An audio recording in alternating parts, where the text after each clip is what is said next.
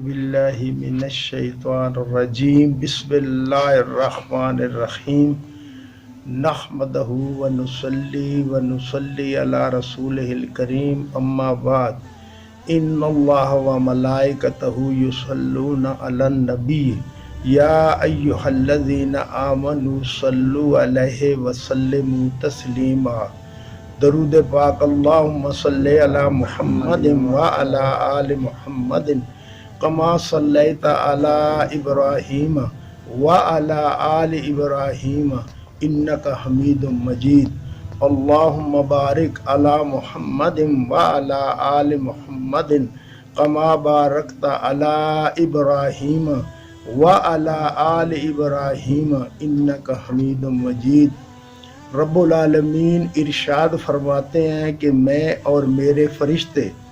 رسول اللہ صلی اللہ علیہ وسلم پر درود و سلام بھیجتے، اے ایمان والو تم بھی رسول اللہ صلی اللہ علیہ وسلم پر درود و سلام بھیجو۔ جو بندہ ایک دفعہ رسول اللہ صلی اللہ علیہ وسلم پر درود و سلام بھیجتا ہے، اللہ تبارک و تعالی 10 بار اس پر اپنی رحمت کا نزول فرماتے ہیں، 10 گناہوں کو بخش دیا جاتا ہے، 10 درجات بلند کر دیے جاتے ہیں۔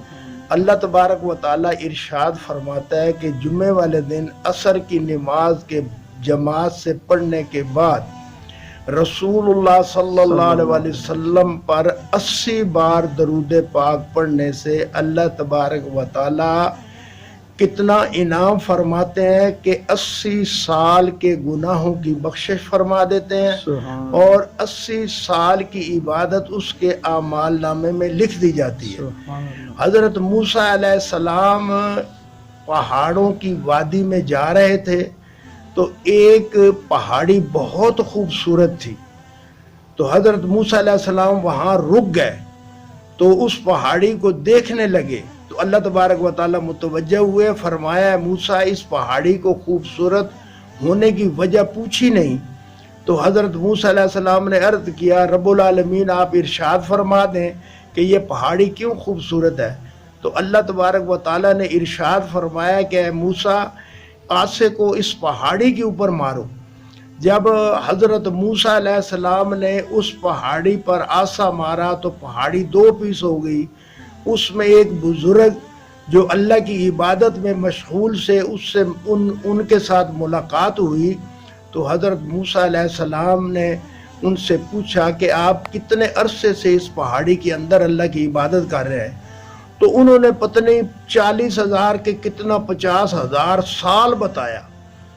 تو حضرت موسیٰ علیہ السلام پریشان ہو گئے کہ کوئی رسول صلی اللہ علیہ وسلم یا کوئی نبی بھی ایسا نہیں ہوگا جس کا امتی اتنا عبادت گزار ہوگا۔ تو اللہ تبارک و تعالیٰ نے ارشاد فرمایا اے موسیٰ حضور نبی کریم صلی اللہ علیہ وسلم کا امتی جب اپنے بیٹے سے کہے گا تم نماز پڑھو تو میں اس کے اعمال نامے میں اتنی نیکیاں لکھ دوں گا جتنی اس بزرگ نے آج تک کی ہے۔ تو یہ رسول اللہ صلی اللہ علیہ وسلم کہ صدقے اللہ تعالیٰ کی ذات پاک نے ہم پر رحم فرمایا۔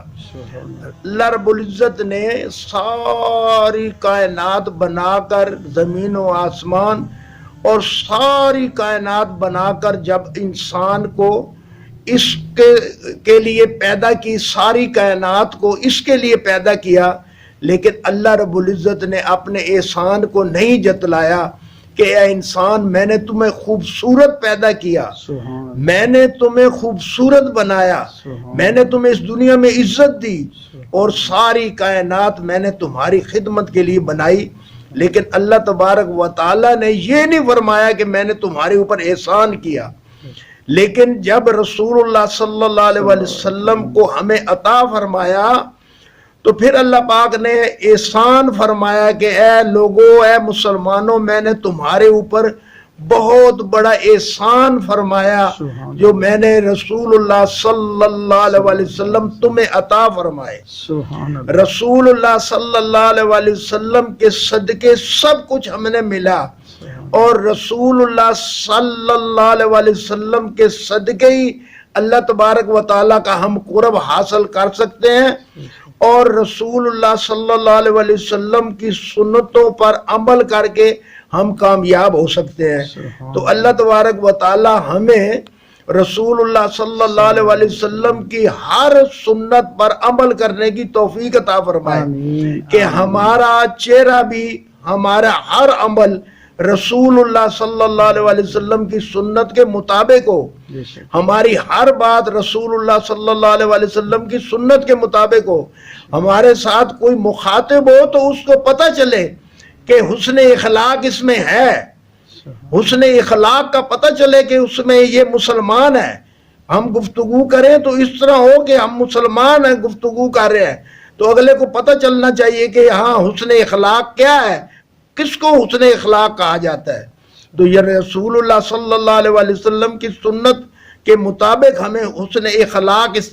استعمال کرنا چاہیے۔ تو اگر ہمارے اندر اخلاق نہیں ہے تو پھر ہم بہت بڑے نقصان میں ہیں، اور اگر ہمارے اندر اخلاق ہے تو پھر ہم انشاءاللہ اللہ تعالیٰ کے فضل و کرم سے ہم کامیاب ہیں کہ ہمارے اندر ایسے ہو کہ کوئی ہمارے ساتھ گفتگو کرے یا ہم کسی کے ساتھ گفتگو کریں تو اس کو پتہ چلنا چاہیے کہ رسول اللہ صلی اللہ علیہ وسلم کی سنت کے مطابق گفتگو کو ہو رہی ہے، اور اس کی رسول اللہ صلی اللہ علیہ وسلم کی سنت کے مطابق ہر بات کی جا رہی ہے۔ تو یہ حسن اخلاق ہوگا ہمارے اندر تو پھر انشاءاللہ ہم کامیاب بھی ہوں گے، اور پھر ہم ساری دنیا میں مسلمان نظر آئیں گے کہ ہم مسلمان ہیں۔ تو اللہ تبارک و تعالی ہم سب پر اپنی رحمت سے نوازے اور رسول اللہ صلی اللہ علیہ وسلم کی ہر سنت پر عمل کرنے کی توفیق عطا فرمائے۔ صدق اللہ العظیم۔